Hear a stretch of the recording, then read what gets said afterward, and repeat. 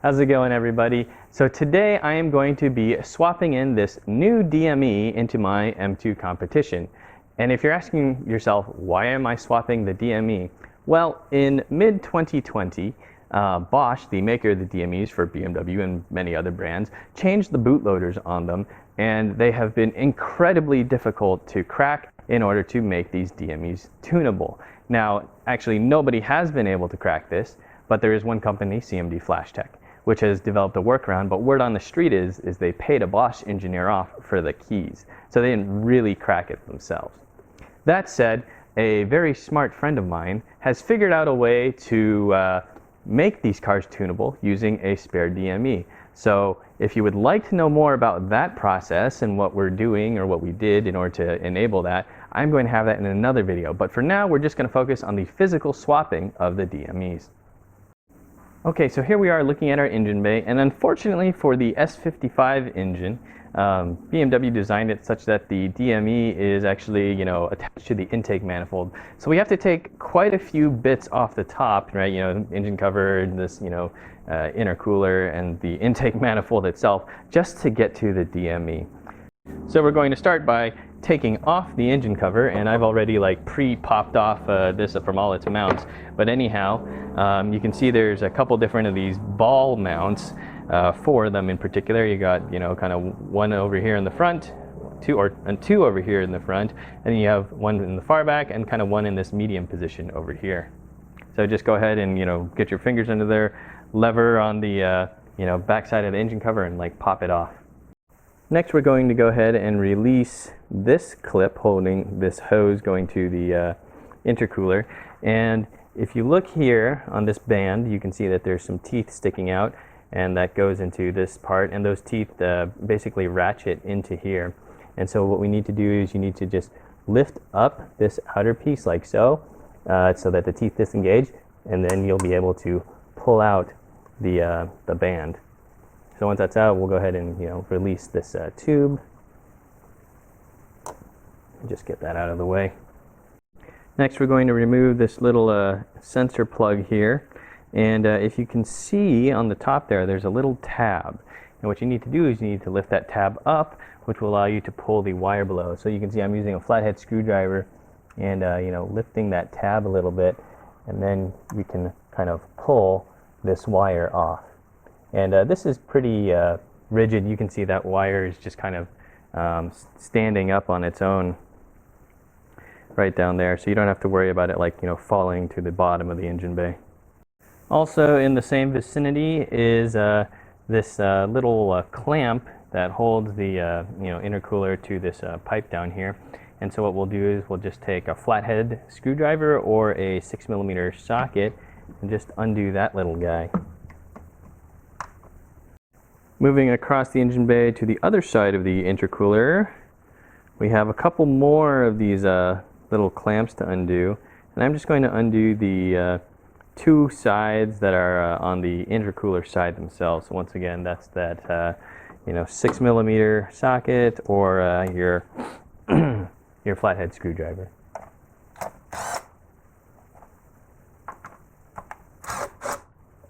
All right, and then to get these pipes off of the intercooler, you can see I'm grabbing the pipe and I'm kind of wiggling it side to side till I can get these off. Do the same to the other one. There we go. At the front over here, we have this little connector going to, kind of this brass colored fitting piece. And on this one, there is a tab, you can see here. And so you can either press back on the tab over here, or if for some reason you can't get enough leverage, you can use a flathead on the front side of it to lift that up and then just pull that out. Also on this corrugated line, you can see as it kind of runs a little bit over towards the driver's side of the engine bay, there's a little clip that holds it onto this metal mount, so you just want to kind of pop the wire out of this little clip over here too. Near the front of the intercooler, there's this hose and this little clip, so make sure you go ahead and pop that out of the clip as well. So the intercooler is also kind of mounted to this metal plate right here, which you can see at the bottom there has a rubber bushing mount that sits on this stud. So when you're lifting up and removing the intercooler, you may want to, just kind of pry down here and loosen this first before you start to try to bend the intercooler back. So I'm just going to go ahead and reach under here and pull this off of that stud. Next, we're going to try to release the intercooler from the connection over here on the right side of where I'm working anyways. And we're going to actually lever up on this further side over here to get that out. This one wasn't too bad at all. Alright, so now that the intercooler is fully released, I'm just going to put a towel down and I'm going to move the intercooler over here. Okay, so with the intercooler off, we can see, there's our intake manifold, and there are quite a few other wires and, hoses, whatever else going across it that we're going to have to undo. So let's just start over here at the front with this little guy. And this little clip has these teeth that kind of dig into the plastic ridge that it's mounted on. So it kind of helps if you take like a flathead screwdriver or something and get that between the teeth on both sides and the plastic ridge, and then going ahead and using that to pry up so that those teeth are not biting into that plastic ridge. And if you're asking, well, why don't you release the hose from the clip instead? Well, I mean, you could do that. You would have to peel back these two little locks here and then get a pick or something in there to like pry this this top band off of the clip. So I think it's a little bit easier just to take the clip off of the manifold rather than to take the wire out of the clip. Next, we'll go ahead and release this conduit from these two metal clips, and they just pop right out. We can also see that this conduit is mounted to a clip on the charge pipe here, so we'll just go ahead and take that out too. And if we keep following that conduit down to the side of the engine here, you can see down there is another clip that you have to just pop it out of. Next, we have a couple of other conduits kind of running in these little clips, so we'll just kind of free them as well, so it makes it easier to maneuver these later when we're fumbling around with the manifold.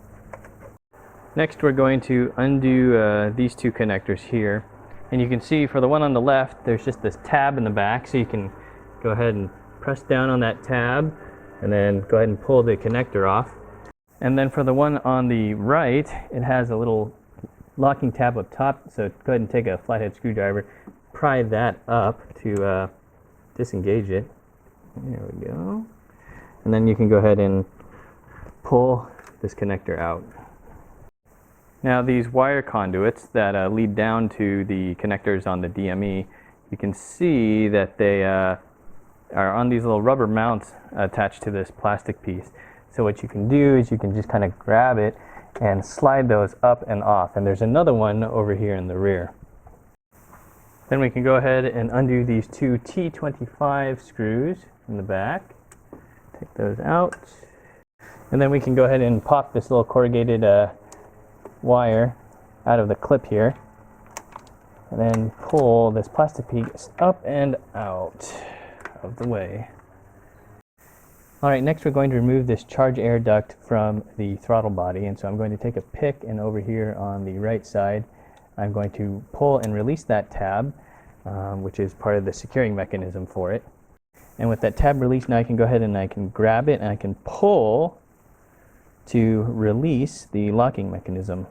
And with this release, go ahead and wiggle it and pull this entire locking ring out of the car, and then this pipe will just slide right off of the throttle body.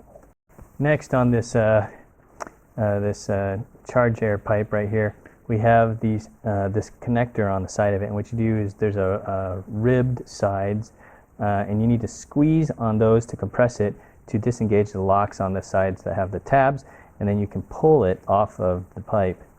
And it's not necessarily the easiest thing in the world, but grab, squeeze, and then wiggle the pipe around until it comes off. So next we'll want to remove this little vacuum manifold piece from this mount, and it's under tension from this vacuum line that goes underneath to the throttle body. So you'll have to really pry this thing out, and what I find helps is get it started with a flathead screwdriver, kind of get behind it and pry it just to get it around the hook on the end of this metal mount. So you can see I've got that one side, and we're gonna have to kind of move the screwdriver to the other side so I can get the other one around. And once that's around, then you can just pry this off just like that. Now looking down the side of the engine here at all these different connectors, these are all the connectors that plug into the DME itself. And for the 3 larger connectors on the left side, there's a little tab that you press down on, which will let you move the cam lever off, and it'll unplug the connector for itself. So I'm just going to undo one of them here. And then once we get that out, then I will show you exactly what that mechanism looks like. Alright, so here is one of those connectors that was on the DME, and when you're looking, at it from the top of the engine bay, it'll look like this and oriented like so as well. So what you need to do is you need to push down on this tab over here, and what that will let you do is that'll let you slide this cam up and over it, and as you cam this down, it'll automatically push the connector up and out of the DME, and then you'll easily just be able to pluck it and pull it out. So let's go over how the 3 connectors in the back of the DME come apart. And after you take out these 3 ones that are the cam style that I showed you already, we'll actually want to try and go to this rearmost connector first. And the way that this comes out is, you see this little like indentation on here? Well, what you do is you pull back on it like that, and that will unlock this connector and allow you to pop it right off. The 2 connectors next to it, so here's one of them.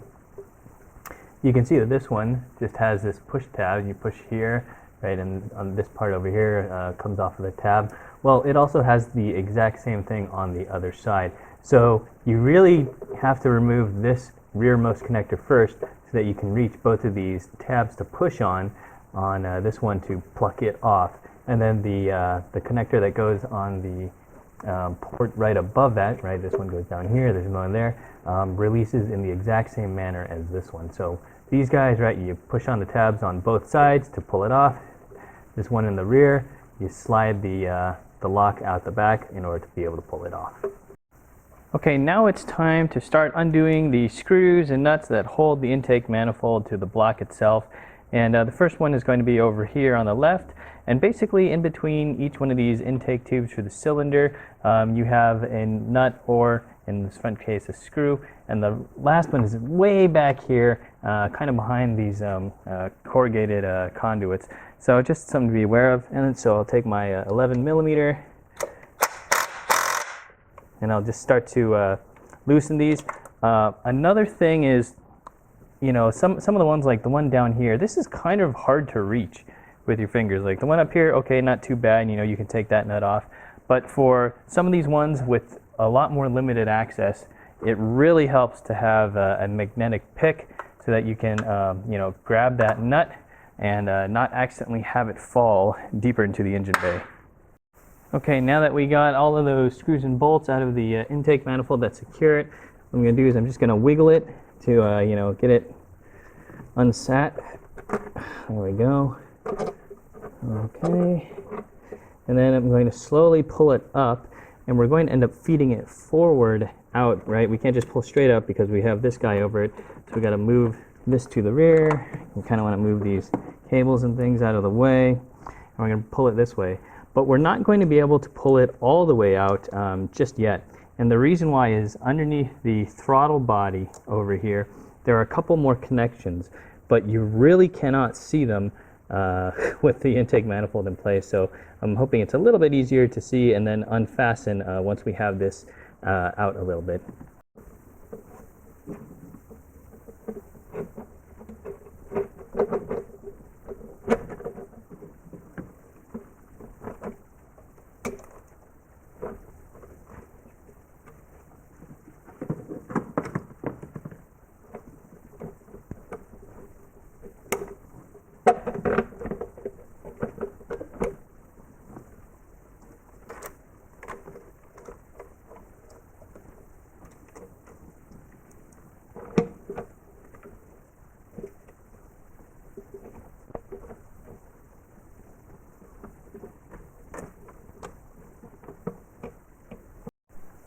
Okay, so I've got the intake manifold rocked over towards the driver's side, and I'm looking from underneath it. And if we go ahead and zoom in here, you can see on the throttle body there's this brass colored fitting.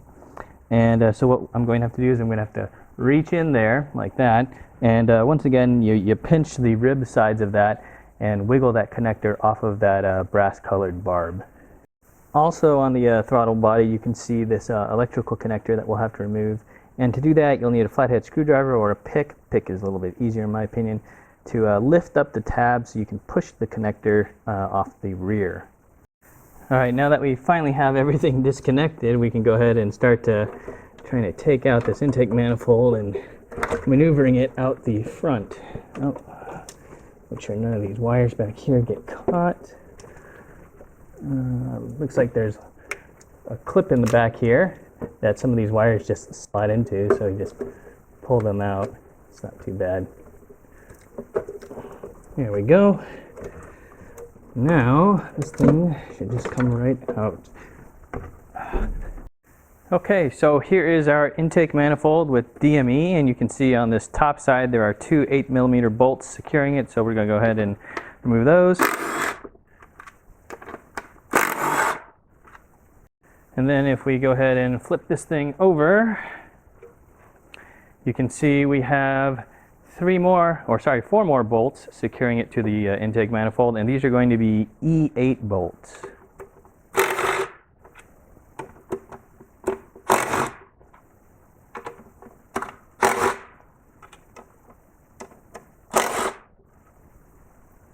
And now the old DME just comes right off. Next we'll put the new DME in. So here's the new DME, and I'm going to mate this shape here with this part of the DME. I'm guessing that they decided to have airflow over the DME for some cooling purposes, but I also find it interesting that they made this very smooth and not a bunch of fins, if that's what they were trying to achieve. So anyhow, DME just gets on there right like that. Then we'll go ahead and put these 4 different screws, the E8 screws, back in, and I'm using a ratchet instead of my impact to put these in, just because they didn't feel like they went in all that smoothly, so I just want to make sure that nothing is binding up. And then these will get torqued to 10 Newton meters or 89 inch-pounds. Then we'll go back to the front side and put in the 2 8mm bolts.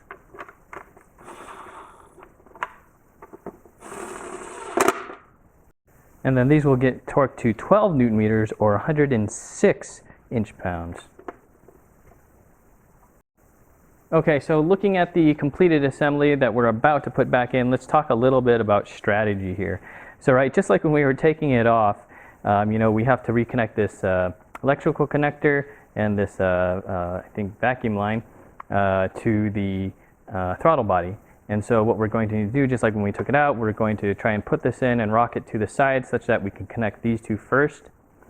The next step after that, flipping this over once again, is we want to slide the throttle body, or slide the intake manifold into place. And so that's where all of these holes that had nuts on them, all of the studs in the engine block, we're going to go ahead and line these up and slide the intake manifold down on top of those, and then we'll get that secured.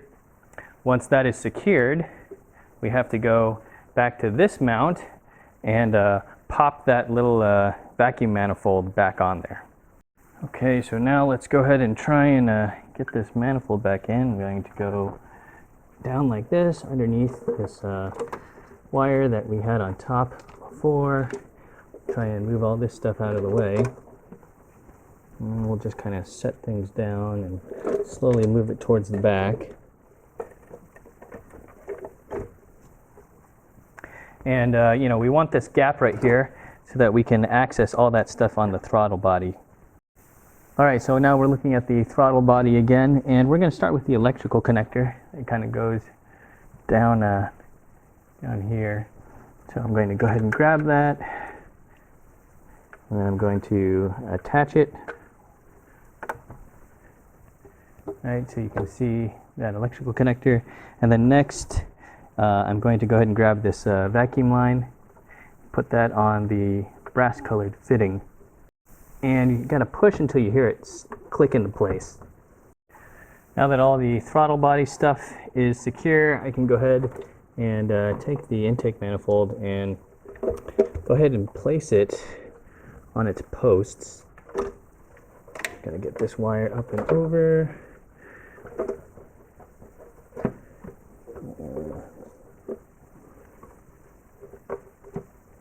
May have to reach behind here and make sure these wires are all out of the way.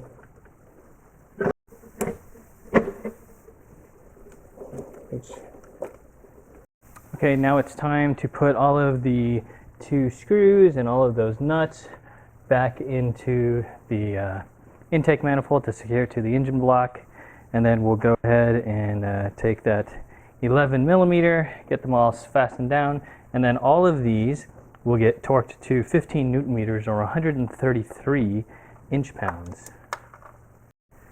All right, now that the intake manifold is all secure, let's go ahead and zoom in on the DME, and we'll go ahead and start rehooking up the cables there. And I think the order that I am going to do it is I'm going to start by doing these 2, then the rearmost one, followed by the 3 main ones. So basically the opposite direction as we took them off.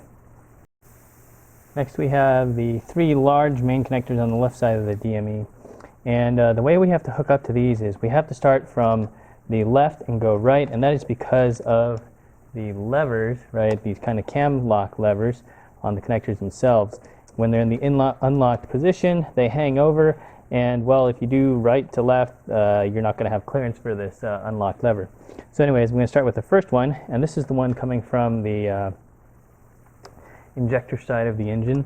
This is going to go in our leftmost position. Right, push that down, then rotate the cam lock up to get it into place. The middle one, this one is kind of in the middle of a wire. It's not really at the end of a wire. And it also has the least amount of play or slack. So once again, put that in its spot, push down, rotate this cam lock up into place. And then lastly, we have the connector that's kind of coming from the shock tower area. So it's got a mount on the shock tower, and this is the one that had that rubber mount that went into the plastic piece as well. And that's going to be our rightmost one. So push down, rotate the lever up, and get it locked into place. So at this point, the new DME is all hooked up, and instead of just going ahead reconnecting everything else, I actually am going to use my laptop and ISTA here just to make sure this thing actually works. Like, wouldn't that suck to put everything back together only to find out, oh, it doesn't work, and have to put your old DME back. So once you've got the new DME all hooked up to its connectors, you can go ahead, take your ISTA and just make sure everything's communicating. All right, so I've gone ahead, I've used ISTA Tool 32 to talk to the DME. I know everything is good with this new one. There were no errors such as DME tampering or anything like that. So this car is going to start with this new DME. I'm very much looking forward to it. But before we get there, you can see we've just got this huge mess of cables everywhere that we have to clean up. So let's get to it. Okay, so we're going to start at the back of the engine bay first, and we have this myriad of corrugated lines, and there's a double line, and this went to the rearmost connector on the DME, and down lower you can feel a metal clip, and that is what those 2 are going to clip into. At the top of the manifold, there's another kind of channel for all these lines, and so the other ones you can kind of go ahead and route right there. And additionally, these lines that come up through the center of the engine, right, we have this clip over here and another one kind of further up. These guys will go ahead and slot in there, so we'll make sure that we have those as well. Okay, now let's go ahead and take care of this area. If you recall, we had this plastic piece, right, this cover. We had the plug that goes to the map sensor here. We had another one that goes to the sensor on top of the plastic piece. And also, on one of the connectors going into the DME, we had this other sensor which plugged into the or sorry, we have this other cable that plugs into the sensor on the intercooler. Just so you don't forget about this one, I'm going to tuck this one in between these corrugated lines over here on the right, so it's easier to access later. And anyhow, make sure you look at how these cables are routed and that they kind of make sense. It's not just a huge spaghetti of cable mismanagement. But anyhow, I'm going to take this one first, and I'm going to go ahead and plug in the map sensor on top of the manifold. And then I'll take the other one, and I'll go ahead and plug that into this sensor on the plastic piece. And then remember, we have this little tiny corrugated line that goes to the vacuum manifold mounted to the intake manifold, and we want this to be on the inside of the plastic piece. So don't route it going on the outside like this. Instead, remember, this goes on the inside of there. And when you mount this plastic piece, remember this hole goes over this this stud right here. So what we're going to do is I'm going to affix the plastic piece to the intake manifold in the back, and then I'll go ahead and remember to clip this cable into the plastic piece. Okay, so let's now put in the two T25 screws in the back that secure this plastic piece, and then just go ahead and tighten those down to hand tight snug. And with the plastic piece in place, we can then go ahead and take these cables, or these conduits, and remember how these rubber mounts just kind of slid onto the post of the plastic piece. So let's go ahead and get these guys secure, slide them on. And then we can take this little line and go ahead and pop that into the clip on this plastic piece. Then we have to put this vacuum manifold piece back on. You can see, because we've connected that vacuum line to the throttle body, right? It's a little bit difficult, but so you have to bend the rubber mounting piece out to get it around the top here. There we go. There we go. And then we can just go ahead and push that on just like that. So next we're going to install the throttle body charge air pipe, and just make sure your working room is clear, right? You can see I've got this corrugated line off to the side to give myself enough room. I'm just going to start by dropping this down in here and just getting it over the throttle body a little bit. Then next we have to scoot the pipe fully onto the throttle body, and you want to get it kind of lined up, and then you can see how I kind of twisted it side to side until it popped and went over the flange there. So now I've got that seated, and you can see I'm rotating the pipe to the left so that I can expose over on the right side where we're going to thread in that locking piece. So here is that locking piece, and we need to take this and thread it in. All right, so I'm just feeding it through. And this piece is a little greasy, so just be aware, be ready for a little bit of mess on your hands. So I've now fed this locking piece in almost all the way, and I'm going to give it a final push. And yeah, I know it's all the way when this little white tab can then fit into this slot right here that I just kind of popped it into. And there we go. Then we can go ahead and rotate this pipe kind of to its normal position. And what we'll do as well is this corrugated pipe. You can see this clip down here. We'll go, once we rotate this to its normal position, we'll go ahead and pop this pipe into that clip. All right, the next thing we have to do is we have to connect this vacuum line down here to this port on the pipe. So I've rotated this pipe as far to the right as I can, just so we can see it. But anyhow, yeah, just go ahead and get that on there, and you hear that click. Make sure you hear that click, otherwise it's not going to be fully secured. Then we can go ahead and put this pipe back in the normal position. And looking up a little bit, we can go ahead and take this corrugated pipe and pop that into the clip up here. Looking a little further up the block, we can now go ahead and secure this clip up here. This guy will go underneath there and also in here. And then we can take this corrugated line, pop that in this clip. Okay, now we're going to get ready to put the charge cooler back. And if you look at the bottom here, you see these different rubber mounting points, right? There's 3 of them. And those are going to need to correspond to these 3 posts with little ball mounts on top of the intake manifold. Okay, so now I'm going to take the charge air cooler and I'm going to put it in this position. And one thing I need to make sure of is kind of where all these connections are. There's like this harder vacuum line and also this little corrugated line over here, and we have to make sure that this metal part, or the metal mount of the charge cooler, goes under those. So I'm going to kind of shift that into place, make sure this gets aligned on the ball mount up front, that it clears these lines.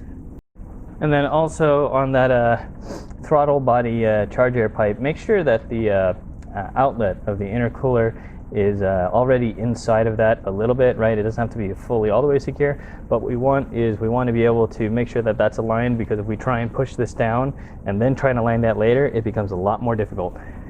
And then on the left side, I'm going to make sure I pull these charge pipes out of the way so the charge air cooler or the intercooler can kind of sit where it needs to.